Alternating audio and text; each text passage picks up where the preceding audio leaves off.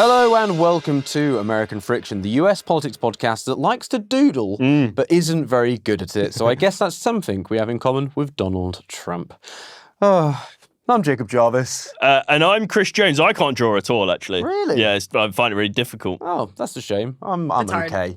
Got a C in GCSE art, so that's all good. And Nikki McCann Ramirez. She's back, ladies and gentlemen. Nikki, welcome.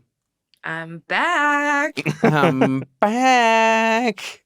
Oh, she's back. She's back. She's back. Yeah. I can see it just there. She's back. And you know what else is back? Who? Epstein news no. on this show. Well, the new Epstein birthday book is quite something. He's dead, but the story won't fucking die. It will not die. Epstein will not die.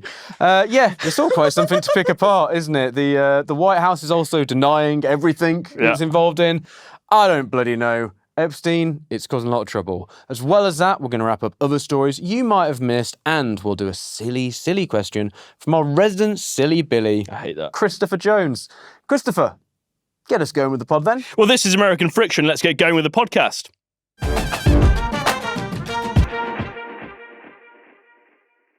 Before we get into it, an appeal. We need your support to keep the show going. We love making the show, but it costs money, so we need your backing.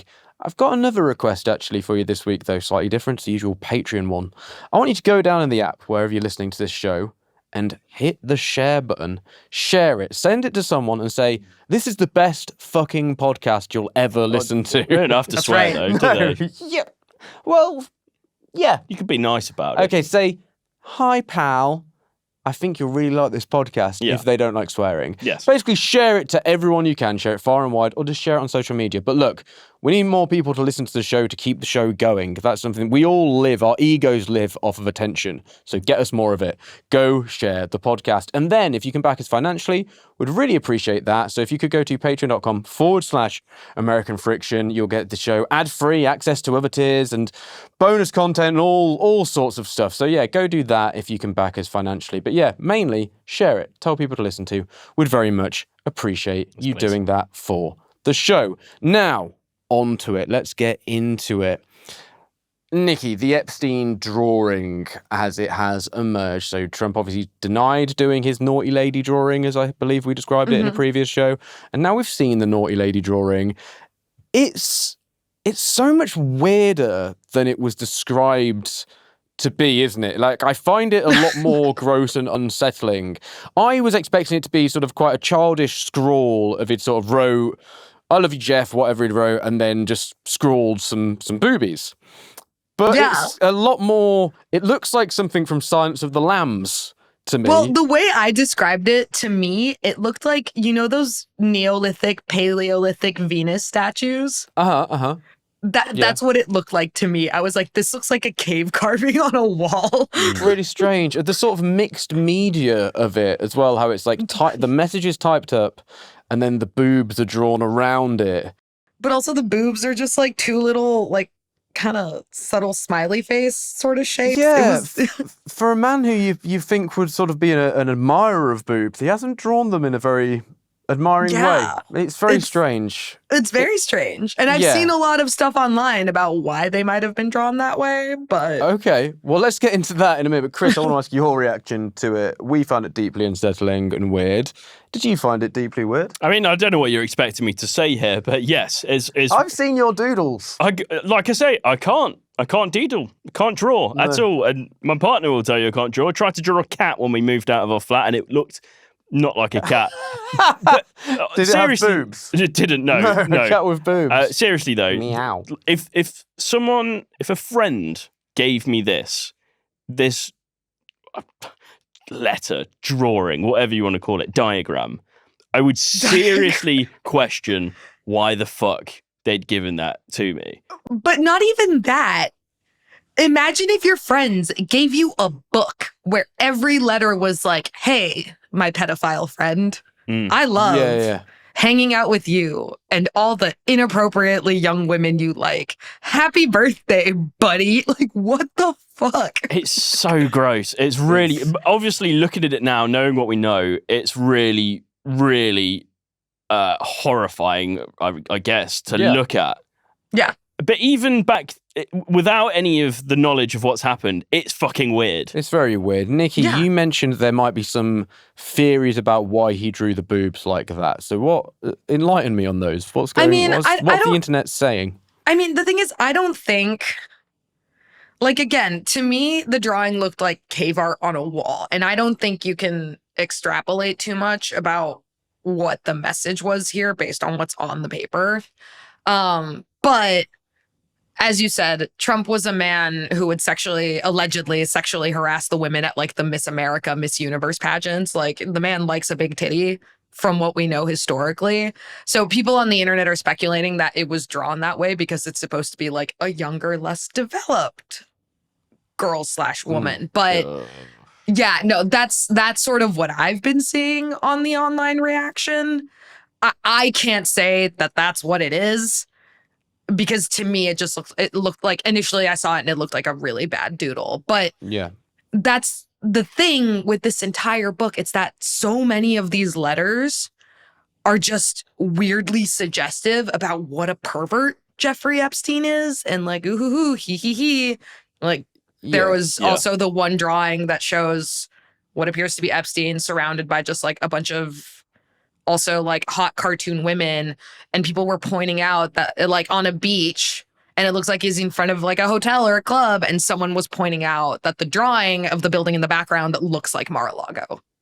And again, I can't say that it is Mar-a-Lago because I'm not the person who drew it, but it's a lot of that kind of conjecture that is hard not to notice within the context of, this is a convicted sex trafficker. Yeah, the nudge, because I would like to not indulge the conspiracy theorists too much, I suppose, in some ways. Conspiracy theories, if they're about people we don't like, we shouldn't just back them, I guess. But also, it's so nudge, nudge, wink, wink all the way through that they've really invited it on. They obviously didn't expect this would ever see the light of day, and now it has. It's a bit like, well, sure, there's going to be a lot of conspiracy theories about it because you basically made a book of weird nudge, nudge, wink, wink double entendres to a paedophile sex trafficker. So, yeah, very strange. But what we have to caveat all of this with is Trump world. They're just trying to ride this out and deny. They are denying that. They obviously already tried to sue the Wall Street Journal over the reports around this drawing and note. They're just straight up saying that Trump didn't do this, pretty much, aren't they? Like, how are they expecting this to hold? What's happening? So essentially, the White House has responded to this by kind of trying to create a conspiracy theory of their own, which started when the Wall Street Journal originally reported the existence of this letter.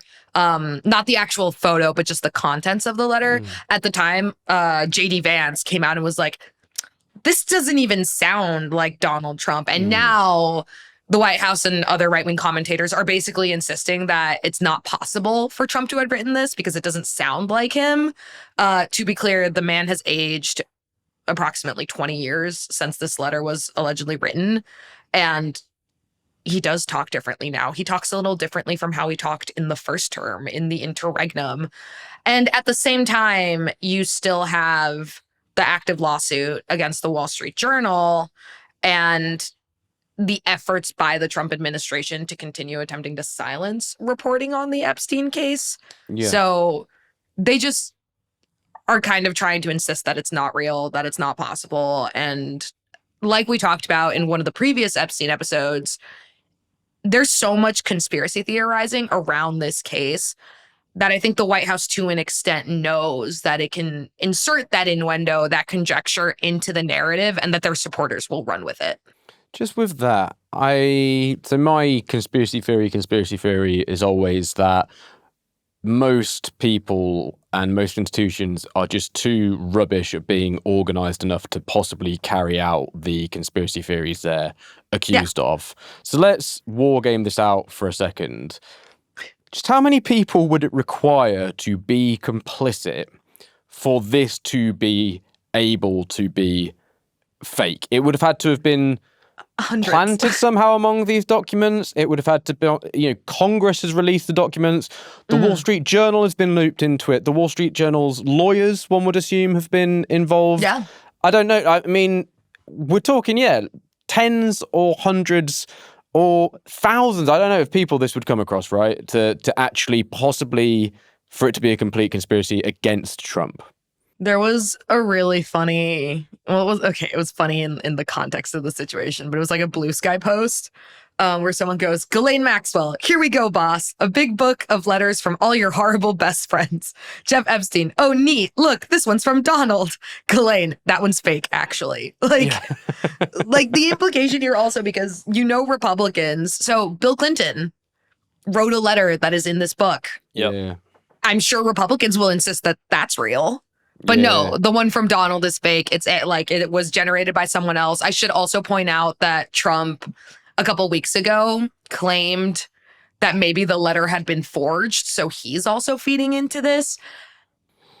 Again, and I've said it before, this case is the closest thing that much of like the general American public has to like a QAnon conspiracy theory. And it's completely clouded. The way it's handled, the way it's covered. And I don't think, again, I think it's salacious. It's disgusting. In the absence of something like a client list, I think what this book, these letters go to show is that Jeffrey Epstein was in contact with some really powerful men in a really intimate way, to the point where they were like sending him birthday cards for his 50th birthday. But also that these same men very openly acknowledged, or at least, with that like very heavy innuendo, wink, wink, nudge, nudge, were aware of the kinds of things that Jeffrey Epstein was doing to young women and girls. Yeah. And I think that in itself is enough to go on to involve the victims and rebuild and reopen this case and see what is there about the people who were potentially interacting with him and Ghislaine. Chris, one of the big things that is coming from this on terms of the conspiracy theory is there's a lot of handwriting truthers out there, aren't there? Yeah, one of the big sticking points that's been mentioned across the news spectrum at the moment is that signature at the bottom of this letter/drawing, which is the signature of Donald Trump. And a lot of people have pointed towards that as proof that Donald Trump penned this letter himself. And so people have gone through his previous signatures, his current signatures, and trying to match them up. And I don't know if you've had a look at this, but they're very similar to some it does look pretty similar. Of the signatures that he has penned across official documents, other things, almost identical. So, for example, Sky News, they looked at the help of a handwriting expert called Emma Back, and she looked at that and various other signatures from the same period. And she said to Sky News, it's very much the signature he had in the 2000s. I can absolutely say it is Donald Trump's. Also, when it came to the denial of this, because there has been mass denial from Trump and the White House, Press Secretary Caroline Leavitt, she said during a briefing that, well, she denied entirely that Trump had penned this. In fact, she said, the president did not write this letter. He did not sign this letter, which is absolutely, well, it's laughable. Just go and look at the comparisons of other signatures from Trump. But she also then used an example, and the example, well, was wrong. She said that an article from the Daily Signal, citing 3 separate handwriting experts, proved that it wasn't Trump's signature. I'll give you one guess as to whether that article exists. No, it does not. It was actually the Daily Wire which published something like this. And the article does not cite 3 handwriting experts. It cites 3 findings of 3 AI models, which didn't look at the signature at all. In fact, it analysed the idiolect and the dialect that Trump used at the time. And those models came to the overall conclusion. There was lots of conclusions, but this is one that stood out to me. It said, the letter's authorship is fundamentally inconsistent with Trump's documented writing patterns, supporting President Trump's denial of authorship, essentially saying that because of the words that he used to use, write, and talk, that this letter could not have possibly been made by him because it doesn't match his dialect.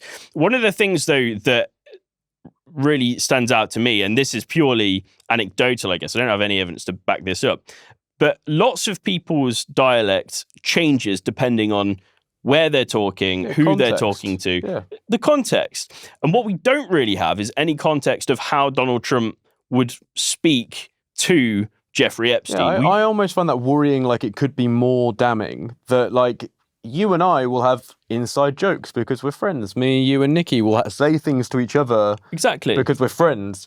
So on all the evidence pointing towards it being from him, if he had a special little fun way of speaking to Jeffrey Epstein in weirdo poems, then that's more concerning. Exactly. And that happens. But again, coming back to these AI models, they didn't look at the signature. They looked at the dialect. And if you go back and look at the signatures, they are identical to other things that Trump has signed with that very same signature. Now, Trump says that he would back a review, an investigation into the signature. Or like getting it all DNA tested or something. Well, basically just to see if it does match. But then that brings us to the question, who are they going to use to conduct this investigation? And do you really trust anyone that Trump brings in to independently look at this? I don't think I do. But also, the birthday letter in itself is like, what, 4 or 5 sentences? Yeah. Like, I don't think you can, with any degree of accuracy, say, no, these 5 sentences are completely anathema to the entire vocabulary of this person. It is impossible for them to have written them. Like, I know that I speak quite differently from how I write, particularly like if I'm writing a news article, if I'm writing a letter to one of my siblings, if I am writing a text message, I completely forget what grammar is. It's so context dependent. And this is all to say that it is, once again, just a really desperate attempt from the White House and Republicans to excuse this behavior that they themselves as a party claim to think is abhorrent and horrendous, which is the sexual abuse of young women and girls, because the president, their dear leader, may be implicated.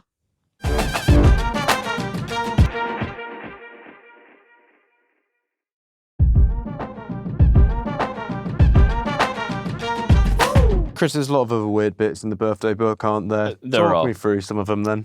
So one of them couldn't possibly be faked, and this is a photograph that was released. And this is it's a really weird picture. I can't quite get my head around this. So it's a picture that shows Trump. There's a man named Joel Pasco with Epstein and a woman whose identity has been redacted. But they're all stood in front of and holding a giant check for $22.5 thousand to Epstein from Trump. Although the signature that is on that check looks forged. It seems to be different to any of the other signatures that he did at the time. It says Donald J. Trump. Which makes you think that this is a joke. This is some kind of weird inside joke. But underneath the picture, which is in this scrapbook, there's a caption, which was apparently written by the man Joel Pasco, who was in the picture, and some kind of a friend to Trump and Epstein. His identity is a bit of an enigma. It's really weird. But anyway, underneath is a caption which reads, Jeffrey showing early talents with money plus women, ! Sells fully depreciated, redacted, to Donald Trump for $22.5 thousand. Showed early people skills too. Even though I handled the deal, I didn't get any of the money on the girl. Now that was written by Pasco, and I find this really quite difficult to get my head around in terms of what is actually meant here, how this could ever be perceived as a harmless joke, or just what the meaning is really, really fucking weird. Yeah. Well, yeah, I think the only way you can, it can be a joke is that you have some really inside questionable, well, the inside knowledge, but also just very questionable opinions on how you should speak about women. Yeah. Nikki, this is all... We keep talking about this, and it's infuriating. We've mentioned how it's infuriating to see... I mean, it's impressive to see the victims and how they're pushing their own cause and pushing for justice, but it's I find it infuriating to see how failed they have been and that they're having to do that. Yeah. Is any of this beginning to impact anything? I'm just really struggling with how baked in this all just seems to be with Trump's base. I saw, people just seem to want to just completely bury their heads in the sand, act like it's not real, and they just go, well, yeah, he's doing drilling and jobs and blah, blah, blah. But he's not.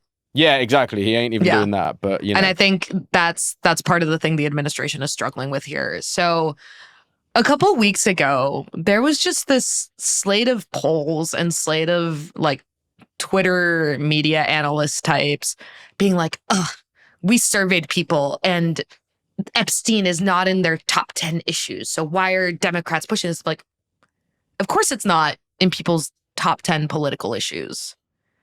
It's not the economy. It's not military spending. It's not immigration.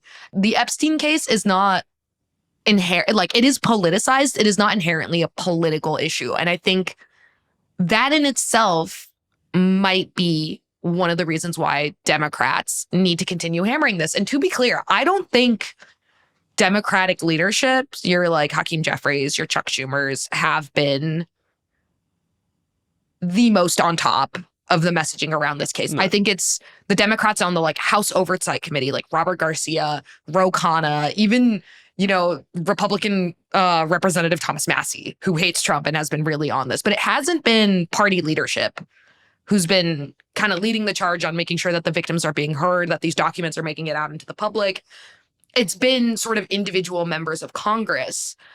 And I think what it goes to show, I know, again, I love talking about past episodes, but a couple months ago, we talked about how there was a very limited set of issues where the White House, Trump, and Republicans were clearly on the back foot, clearly didn't have the upper hand in messaging, were unable to sort of excoriate themselves from the negative consequences of a story. The accidentally texting attack plans to the editor-in-chief of The Atlantic was one of those. It's the violence of the ICE raids, like the Kilmer Abrego Garcia story was another one. The economy is increasingly becoming one of those stories. And I think the reason Republicans want the White House, people like Mike Johnson, who claimed that Trump might have been like a white hat anti-pedophile CIA informant last week. The reason they want this story to go away is because it does represent like a really critical moral failure on behalf of the president. And not just that, but an inability by the administration to deliver on its promises. Because one of the central reasons this case has exploded again the way it has is because people like Pam Bondi, like Kash Patel, all these really diehard MAGA entities spent months leading up to the election, the first months of the second administration, talking about how there was going to be transparency and answers and arrests and prosecutions in the Epstein case, how they were going to get to the bottom of it. And now we are where we are. And even if it's not a top 5 political issue that voters will tell you about when they're being polled about like, oh, well, what's weighing on you these days? Of course, the economy is going to be more important. That doesn't mean Democrats and other concerned allies shouldn't be hammering the mishandling of this situation, because it isn't just a Trump 2.0 situation. It was mishandled during Trump's first term. Yeah. This story has been around for like 6 years now, longer, but I think it's worth continuing to put the pressure on Republicans over this because they want it to die and it hasn't. One Republican who we speak very badly of and unkindly of quite regularly, Marjorie Taylor Greene. Is she weirdly becoming one of the few Republicans on the right side of things when it comes to Epstein, or am I going a bit too far there? No, I mean, look, again, I've said this before about Marjorie Taylor. This is an issue where you do not get to be congratulated for being on the side of the victims. Like, That is baseline. But I think what people need to remember, Marjorie Taylor Greene was a QAnon conspiracy theorist when she got elected to Congress. When I say that the Epstein case is the closest thing that regular people have to like a QAnon, Marjorie Taylor Greene is straddling that line. Marjorie Taylor Greene kicked off her political career in a conspiracy world that postulated that Donald Trump was the like God hero that would defeat the pedophilic cabal that controlled Washington and global politics. I don't think that's fully gone away. I don't think her motivations are truly altruistic because she cares about the victims and this is like near and dear to her heart. I think she cares because this entire situation like cuts the legs off her political origin story.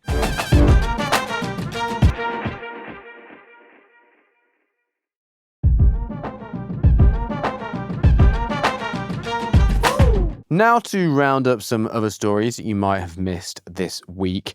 JD Vance likes war crimes, it appears, or he doesn't care if you think that America has done them anyway. He said something in a tweet, Nikki, didn't he? Like, I don't give a shit what you call it, when someone suggested that the US had committed a war crime. That killing civilians unilaterally outside of a declared war is a crime? Yeah. Yeah, you he can't just kill doesn't them care. in a war. Yeah, it's really fucking weird. It's strange that, we're doing this in the roundup. But yeah, this Venezuela situation, is this one of the things that is getting some cut through that at least fellow Republicans are going, what the fuck, we can't do this? Not nearly enough. Not nearly enough. The anger I've seen from Republicans isn't necessarily about the fact that the president unilaterally obliterated 11 people without any sort of like due process. Literally, like they might be drug traffickers. We don't know. They are ostensibly civilians. And that's the thing. If you get to a point where the president can just like send a drone to wherever in the world and kill 10 people, what are we even doing? But any sort of outrage I've heard from Republicans in Congress has been generally framed around the idea that it's actually Congress who has the power to declare war and that the president is once again stripping Congress of powers that are rightfully theirs, which I'm like, that's not the issue here. Yeah. Like, yes, you guys have the right to declare war. The issue here is that the president should not be allowed to commit an act of war against foreign civilians with no sort of consequence or oversight. Yeah, the issue isn't which branch of US government endorsed the war crime. It's kind of, it's the war crime. Yeah, is more the problem. Yeah. I also think it's really important to point out here that there needs to be a real reckoning in this country. And this is not an original thought. It's not something that people haven't said before about the way that the federal government, that the president is now allowed to use the designation of terrorism as a blank check to commit extrajudicial crimes, extrajudicial decisions, things like torture, the whole advanced interrogation bullshit, now designating alleged drug traffickers as terrorist organizations or terrorists is the excuse the government is using to send missiles at boats off the coast of Venezuela. And that seems like a really high escalation. But this also began earlier this year when the Trump administration said that, any Venezuelan, any person from El Salvador who we suggest might be connected to MS-13 or Tren de Aragua is therefore a terrorist, and we can deport them without due process. We can send them to like a prison known for torture in El Salvador, and there's nothing you people can do to get them back because there are still hundreds of people sitting in that prison. That's the kind of thing that the legal gray zone of a terrorist designation allows the US government to do. And this administration is hell-bent on exploiting it. And people need to think really long and hard about how we came to be in this situation.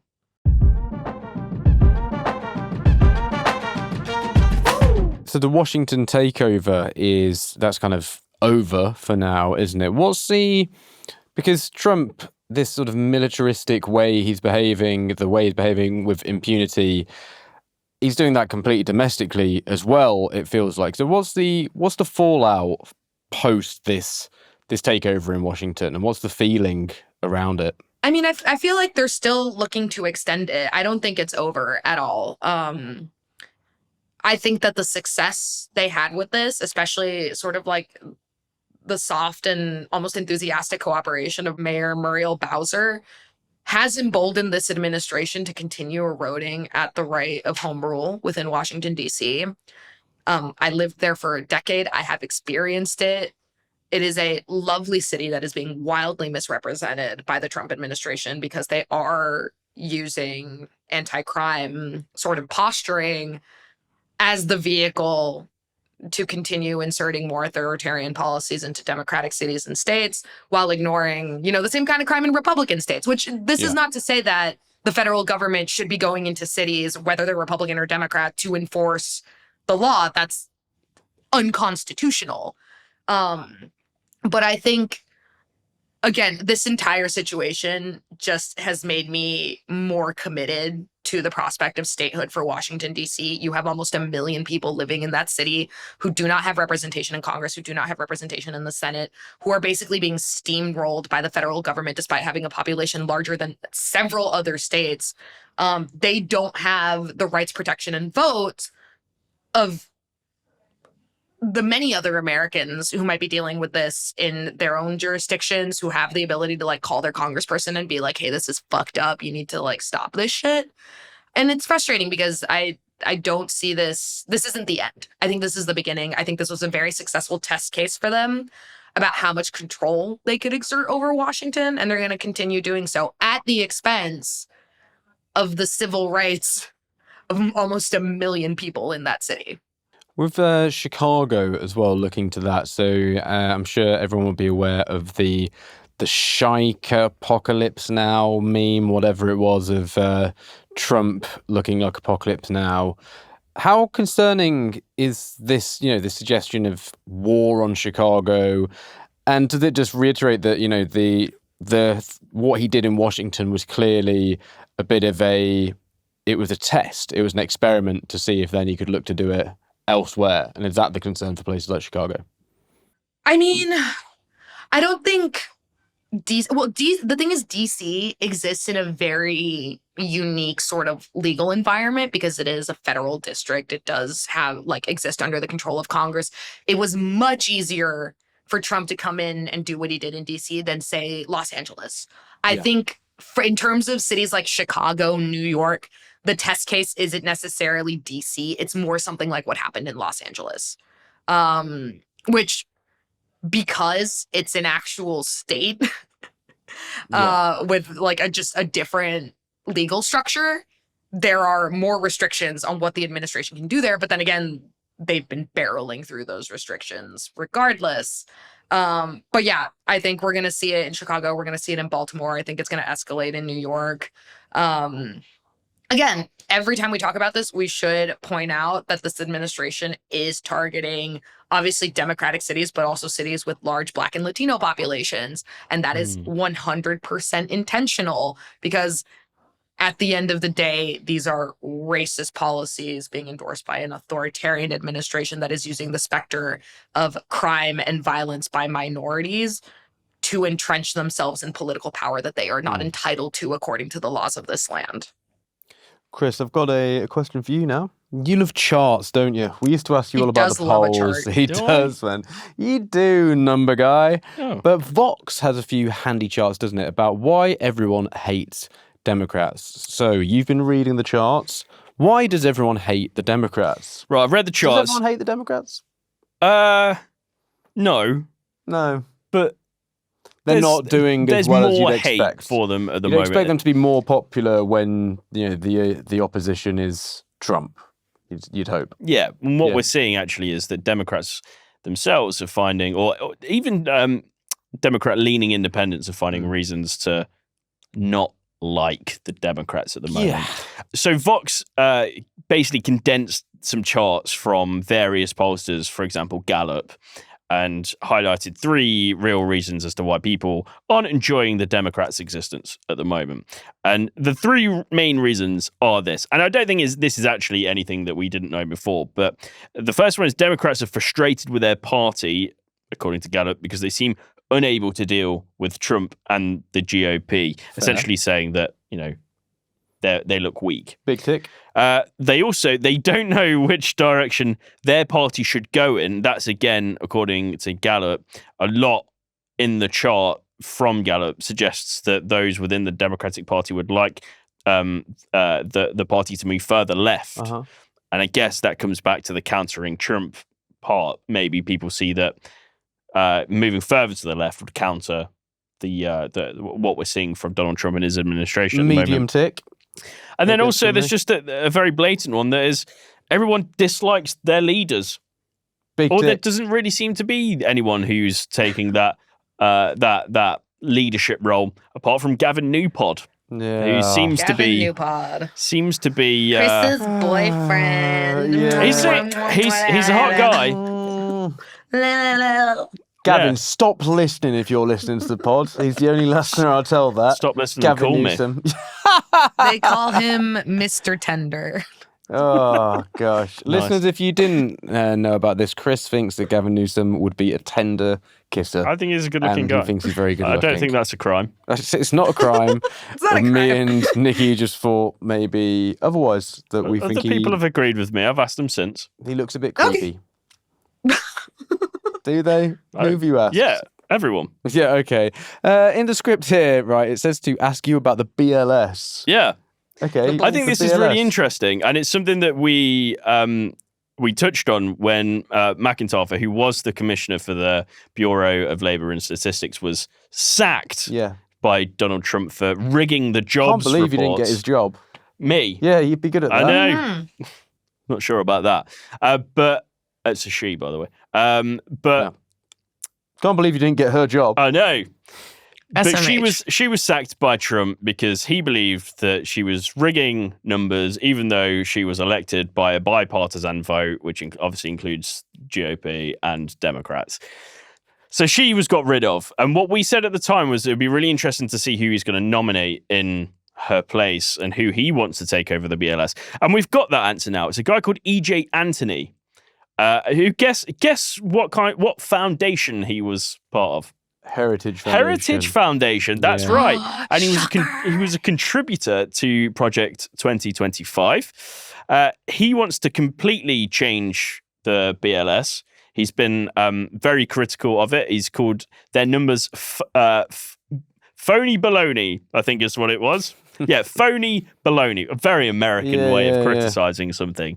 But he wants to change it from monthly job reports to quarterly job reports. And, there's been a lot of criticism over this guy. It'll be interesting to see if he does get the job, how politicized this department, the BLS, becomes. And then can we rely on those statistics? Because they're very important. They're job statistics. It's gears our thoughts towards the economy. So again, we predicted it. There would be a political appointment in McIntyre's place, and it seems to have happened. Chris, it's that time of the week. End of the show. Silly question for us then. Silly question. Well, I struggled with this week because it has been quite a dreary week. It has. There's been a lot. And actually, sorry, Chris. I didn't think of this question until we actually started recording. And it has absolutely nothing to do with anything apart from you mentioned horses earlier. Uh-huh. So my question this week is, what's the biggest animal you think you could ride? What's the biggest animal I think I could ride? Yeah. I think I could get on a whale. Yeah, maybe in like a really restricted environment. Yeah. Like a SeaWorld whale. Do it.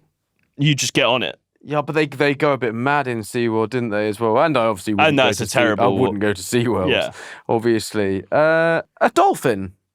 That's not that big, though. They're not that big, elephant. are they? I've been on an elephant. You could definitely ride an elephant because that's a thing that people do. Yeah, I've been on a camel, I've been on an elephant. Yeah, but that's easy. But there's not much bigger than an elephant. So wild, it's got to be the biggest wild animal if you want, yeah. Biggest wild animal I could ride is quite small then, I guess. A hog. No, that would kill you. You'd get so disemboweled, Jarv. Yeah, there is. Nothing with horns. A lamb. Not even a sheep, just, a lamb. That would just, If they're you'd wild, crush it under your weight. if they're wild, I think you underestimate the power of the wild, Chris. No, blue whale. They move slowly. A wild blue whale, Nikki. Yeah, just like drop me off next to it while it's just like at the surface and you just sit on it. You would be so dead, man. You'd be so But that's drowned. the thing. They don't breach. They move really slowly. And if it dives, you just hop off. But it would create such a movement in the water if it dived. And then you get swept up into it. How are you holding on to the whale? Blowhole? Yes. You just double hand through the blowhole. Chris, you clearly have an animal in mind to have asked this. I reckon, right circumstances, you could get on an ox. Oh, Ox? Yeah. So dangerous, man. No. Yeah, but you could once it's given up. How are you stopping it to get on it in the first place is the issue. I've What ambushed about a it. very I've large ambushed it. horse, like a Clydesdale? Horses are scary. I saw a Highland cow at the weekend. Did you ride it? No, I didn't fancy it at the time, but I could. If I did fancy it at the time, I could have done. Well, listeners, let us know. Simon, what animal are you riding? Simon, what you riding? I'm not riding any animal. I think humans riding animals is just patently ridiculous. Okay. All right, well. Okay. I'll flip Simon's right, but... I'll flip the question. What animal, Simon, do you think could ride you? Oh, we're getting into dangerous territory. What's the biggest animal you could have on your shoulders? Orangutan. Orangutan. Oh, no, Those they're things heavy, are aren't huge. they? What are you They're talking pretty about? big. They're Orangutan, pretty big. you would crush your head like a grape. Teenage Chimpanzee. orangutan. Teenage orangutan, chimpanzee. Okay, I'd go for some sort of big bird, I think. Bird? Yeah, like a massive bird. Birds, they're light. Yeah, like an ostrich or something. An Oh, albatross. they're not light. On my shoulder. How would it hold on? Just sit there. It'd be fine. Yeah, they must sit. Nikki, what animal are you lifting? What animal am I lifting? Yeah, is riding upon your shoulders. Upon my shoulders? Maybe like a very large lizard. A really large lizard. Komodo Like an dragon. iguana. I'd love a koala. That'd be cute. A red Ooh. panda. Red Get panda's the chlamydia. dream Red present. pandas are legends. Yeah, they are. Well, anyway, listeners, let us know. Yeah. Yeah. Cool. Right. It's one of the worst questions I've asked, but... Well, with that brings us to the end of the show. And if you want to ask us questions, maybe a little bit more thoughtful than Chris's one, 100% go more to thoughtful. Anything would have been more thoughtful. Patreon.com/American Friction to sign up to ask them directly to us. And that brings us to the end of this episode of American Friction. Exactly what Nikki said. American Friction. Do you want to do it in a weird voice, Chris? American Friction. Simon, any weird voice for American Friction? I don't do weird voices. American Friction. Simon, what's up with you today? Oh my God. Yeah. That's No I'm not riding taking animals. part. Simon said, fuck y'all. Yeah, literally checked out. Right, well, it brings us to the end of American Friction. Nikki, my sincerest thank you to you. My somewhat sincere thank you to you, Jarv. And a thank Thank you to you. Chris and Simon.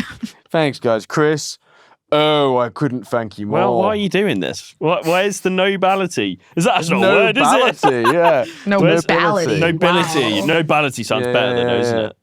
Well, maybe. Well, thanks, Jarv.